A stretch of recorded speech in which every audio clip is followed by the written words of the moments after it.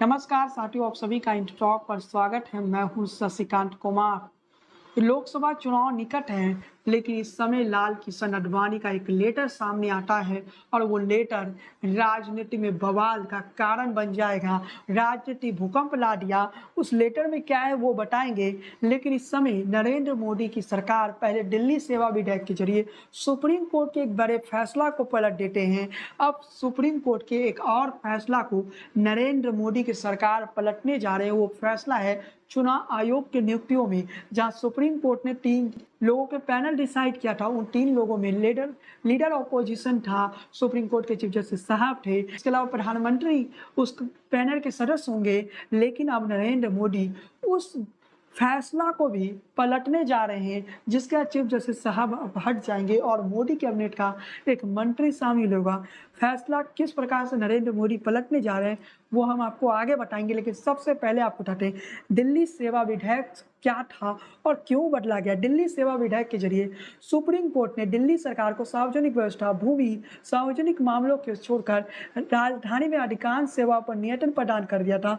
लेकिन 19 मई को केंद्र सरकार ने एक अध्यादेश पेश कर दिया, जिससे दिल्ली सरकार को पोस्टिंग के शासन और कई मुद्दों पर जो सुप्रीम कोर्ट ने अधिकार दिया था, उन अधिकारों को छीन लिया गया और वो अधिकार फिर से एलजी को दे दिया गया था। यूं कहिए कि दिल्ली एक ऐसा राज्य है जहां के मुख्यमंत्री से ज्यादा पावर उपराज्यपाल को है। सुप्रीम कोर्ट के उस फैसला को पलटते हुए केंद्र सरकार ने कहीं ना कहीं केजरीवाल को एक ऐसा मुख्यमंत्री बना दिया जिसकी जो वैल्यू है वो किसी नगर निगम के मेयर से भी कम है। दिल्ली सेवा विधेयक आने के बाद, जिसके बाद दिल्ली सेवा विधेयक संसद में भी आया और दिल्ली सेवा विधेयक संसद में भी बहुमत के साथ पास हो गया। जो अधिकार सुप्रीम कोर्ट ने दिया वो अधिकार केजरीवाल से इस कानून के जरिए नरेंद्र मोदी की सरकार ने छीन लिया।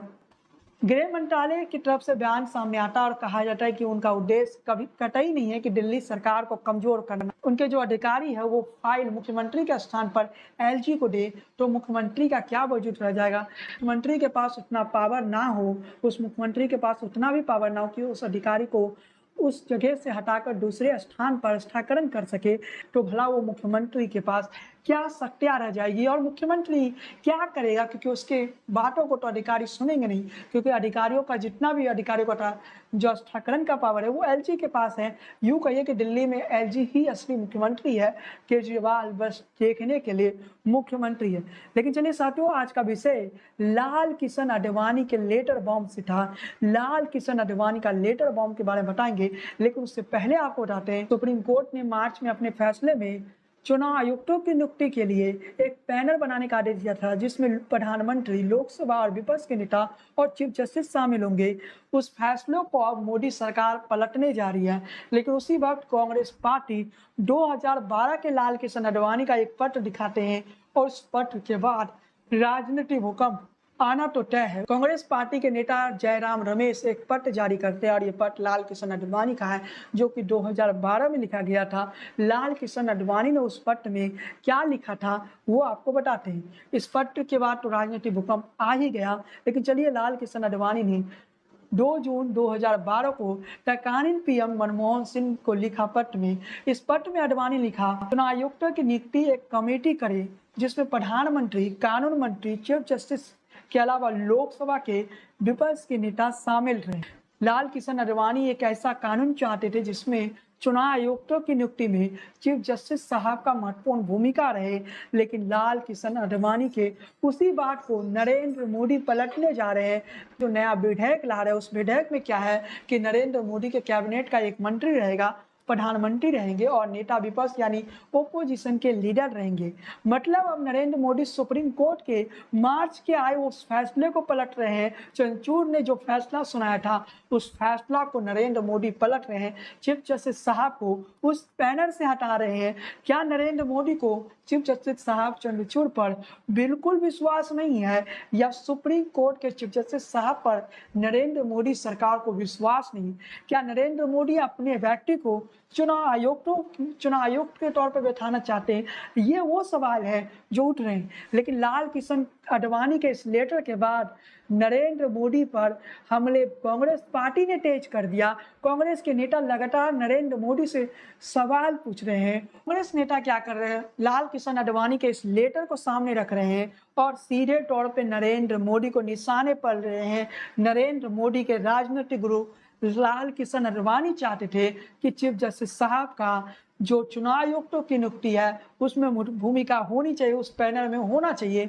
वैसे लाल कृष्ण आडवाणी का जो प्लान था उसमें 4 लोगों के पैनल बनाने की बात कही गई।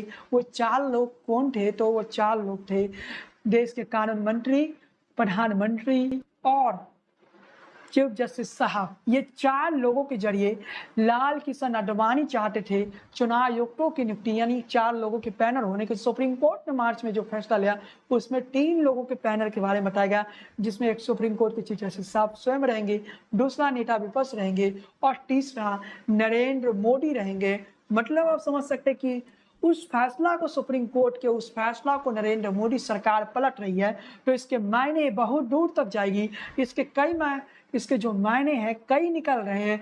लाल कृष्ण आडवाणी के इस पत्र के सामने आने के बाद नरेंद्र मोदी के लिए मुश्किलें तो खड़ा हो जाएंगे, क्योंकि लाल कृष्ण आडवाणी नरेंद्र मोदी के राजनीतिक गुरु है।